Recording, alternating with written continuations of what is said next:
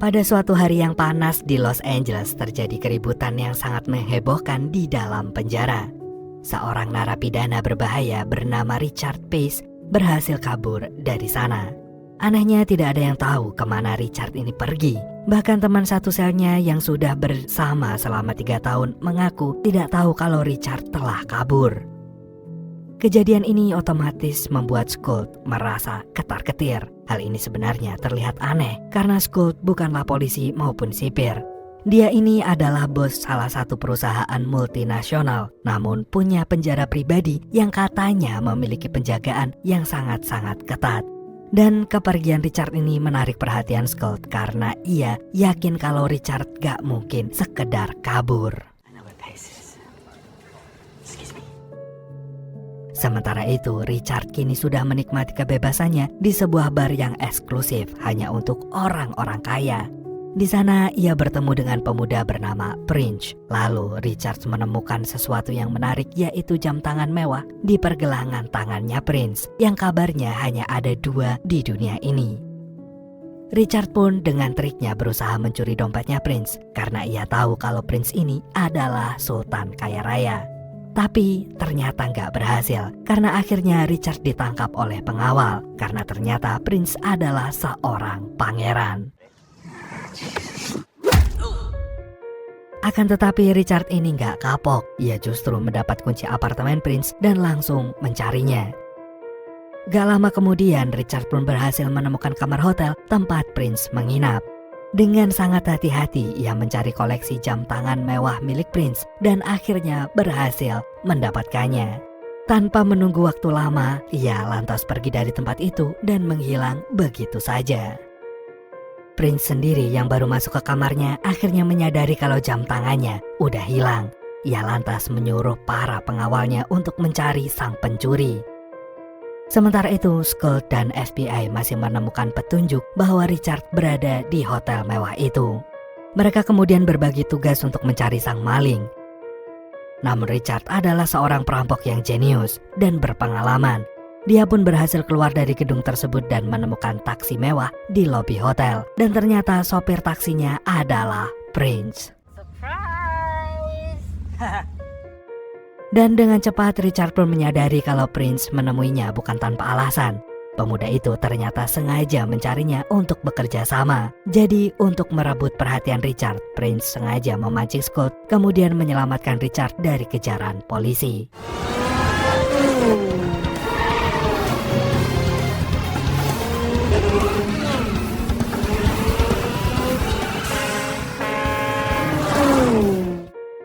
Namun Prince nggak bekerja sendiri. Ada 3 orang lain yang tergabung dalam kelompok kriminal yang bernama Misfit ini, yang nantinya akan bekerja dengan Richard.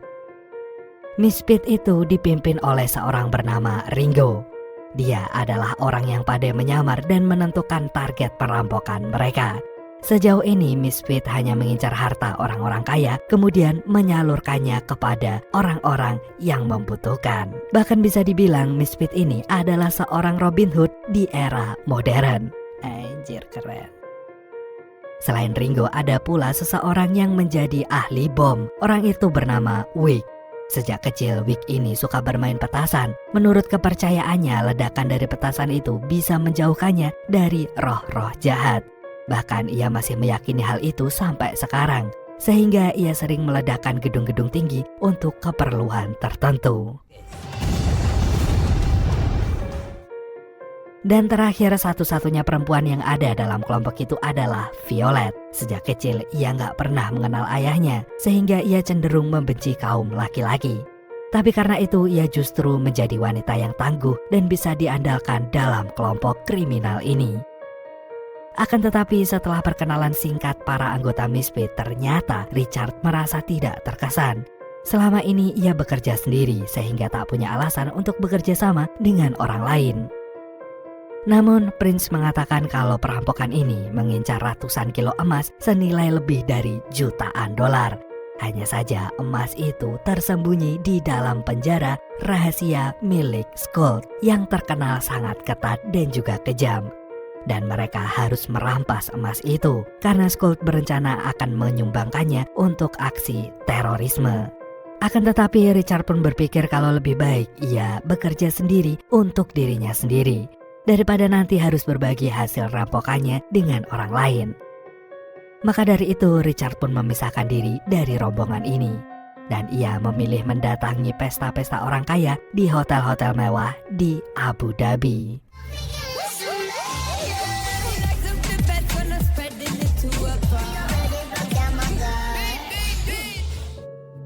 Beberapa saat kemudian Richard pun bertemu dengan seorang pria yang memakai jam tangan mahal.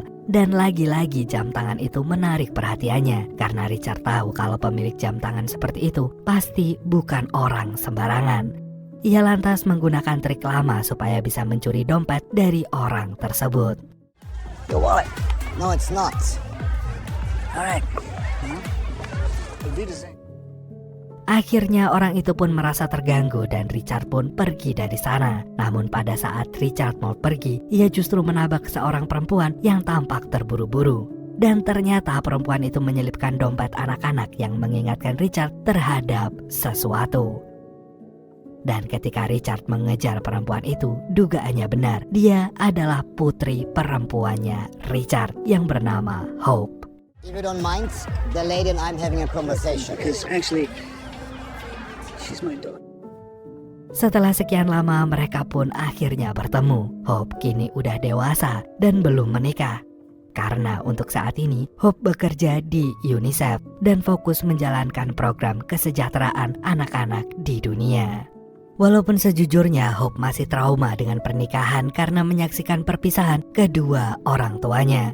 Namun yang lalu biarlah berlalu. Ibu Hope sekarang sudah menikah lagi dan setelah melihat ayahnya keluar dari penjara, Hope cuma bisa berharap kalau ayahnya ini juga bisa berbahagia lagi. Setelah itu mereka pun berpisah, tapi pertemuan dengan Hope ini menimbulkan pergolakan batin bagi Richard. Tiba-tiba saja ia memikirkan tawaran The Misfit. Esok harinya Richard pun memutuskan untuk menemui Misfit. Ia bersedia membantu para perampok baik itu asalkan Richard menjadi pemimpinnya. Namun yang terpenting Richard menginginkan lebih dari setengah hasil rampokannya untuk dirinya sendiri. Dan ternyata hasil rampokan itu tidak akan dibagi untuk mereka, melainkan untuk disumbangkan ke organisasi anak-anak secara anonim. Richard pun terkejut. Ia lantas membatalkan penawaran karena ia tak ingin bekerja tanpa dibayar. Namun kejutan tak berhenti sampai di situ. Kedatangan Richard ini ternyata direncanakan oleh Hope. Tadinya Hope meminta Misfit untuk menyelesaikan misinya sampai Hope merasa membutuhkan bantuan sang ayah untuk mencuri emas tersebut. Karena emas ini nantinya akan digunakan untuk mendukung aksi terorisme sebuah organisasi yang dipimpin oleh Hirawa. Akhirnya karena ini adalah permintaan Hope, Richard pun mau gak mau memutuskan untuk bergabung. Gak butuh waktu lama, mereka pun segera merencanakan perampokan ini. Perencanaan itu diawali dengan memprediksi letak berangkas emas di penjara miliknya Scott. Dan dari denah ruangan yang berhasil didapatkan oleh Misfit, Richard menduga kalau lokasi berangkas itu berada tepat di bawah toilet. Jadi sekarang mereka harus mencari cara supaya bisa memasuki tempat tersebut. Karena kabarnya penjagaan di sana sangat-sangat ketat. Esoknya rombongan perampok ini pun harus segera pergi. Awalnya Richard menginginkan kendaraan eksekutif demi kenyamanan bersama. Tapi karena Richard saat ini menjadi buronan FBI, mereka terpaksa naik unta dan harus melewati padang pasir yang panas. Dengan ini Ringo yakin kalau keberadaan mereka tidak akan terdeteksi oleh Scott.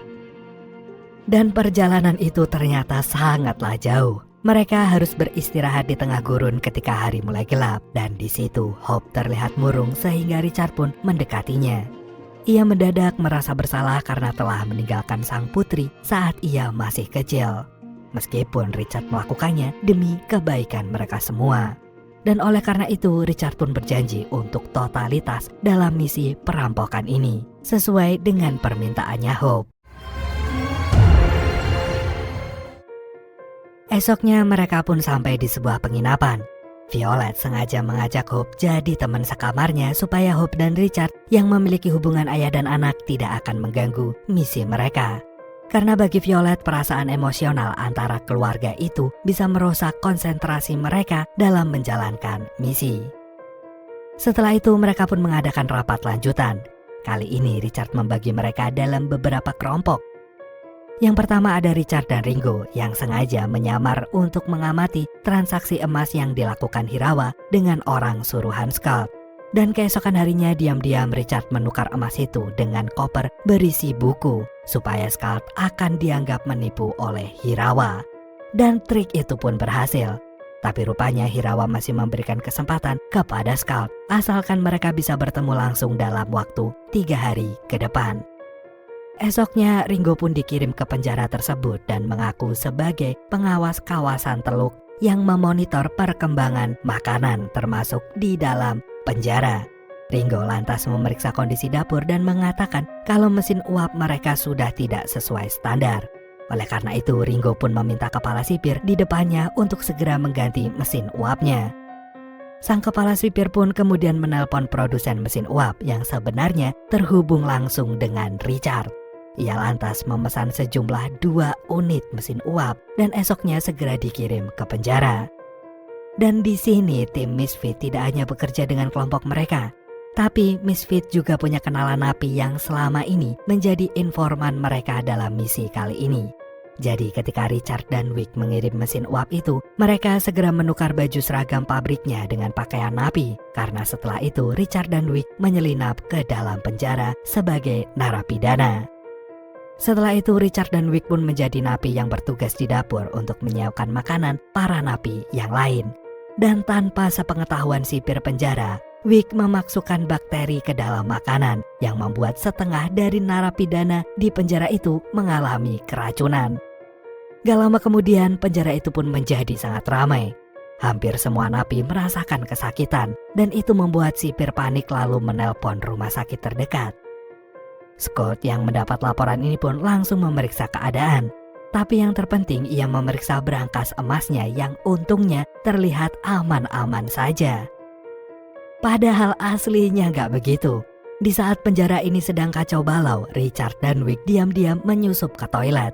Mereka berusaha membongkar berangkas emas itu dan meledakkannya bersamaan dengan bom mobil di penjara mereka yang dilakukan juga oleh Hope.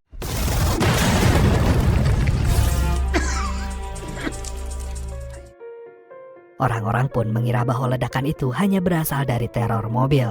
Maka ketika fokus orang-orang terpecah gara-gara ledakan di penjara dan juga keracunan massal, Richard dan Wick bisa leluasa mengeluarkan emas itu dari dalam berangkas. Sementara itu Scott yang tadinya cuma meriksa dari CCTV akhirnya merasa curiga. Ia pun ingin membuktikan dengan memeriksa langsung ke berangkasnya yang ternyata sudah gak ada isinya sama sekali. Pria itu pun lantas mencarinya dengan panik dan kebetulan ia berpapasan dengan Richard dan juga Wick yang menyamar sebagai dokter dan pasien. Sialnya penyamaran Richard dan Wick hampir ketahuan, tapi untungnya mereka bisa melarikan diri dan membuat Scott kehilangan jejak mereka. Scott pun kemudian mengejar para perampok di jalanan karena ia yakin jika orang-orang itu belum terlalu jauh. Di sisi lain, Scott harus segera menemukan mereka karena Hirawa sebentar lagi akan tiba untuk menagih bayarannya. Pria itu yakin kalau perampokan ini dipimpin oleh Richard Pace. Dan gak lama kemudian anak buahnya pun melapor kalau ia berhasil menemukan anak perempuan Richard dan saat ini mereka sedang menyanderanya. Sementara itu, Misfit sudah merasa bahagia karena misi mereka berhasil. Hingga Prince pun yang menyetir mobil itu menyadari kalau Scott sedang mengejar mereka.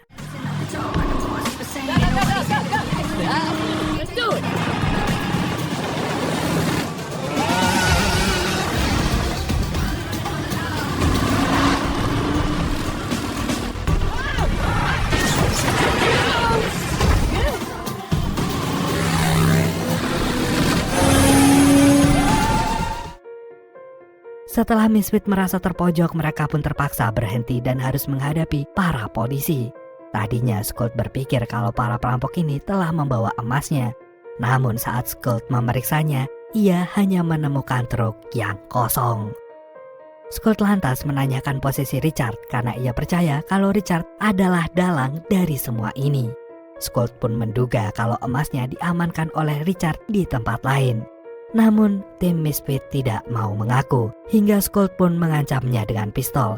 Dan begitu melihat ancaman ini tanpa diduga, Misfit langsung dilindungi oleh pengawal kerajaan yang katanya adalah pasukan pengawal Prince. I know what you're thinking. Who the hell are these dressed like extras in a bad Salvadorian action? Dan bertepatan saat itu juga Hirawa pun datang. Jadi ketika Hirawa melihat peristiwa ini, ia nggak percaya lagi kepada Scold dan ingin memberinya pelajaran tersendiri. Sementara itu, perempuan yang diculik oleh anak buah Scold ternyata adalah Violet, di mana Violet ini jago banget gelut. Dan dalam hitungan detik, Violet berhasil menghabisi para penculiknya. Akhirnya, Misfit dan Hope berhasil pulang ke markas dengan selamat.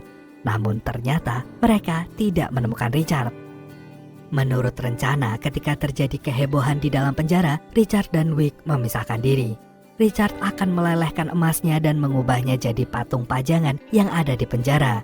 Dan untuk itulah mereka berhasil membawa emasnya keluar dari sana. Akan tetapi saat ini Hope menyadari kalau yang ada di hadapan mereka itu sekarang adalah patung biasa, bukan patung emas. Dan Hope mengira kalau sang ayah sudah membawa pergi emasnya. Namun ternyata Hope salah.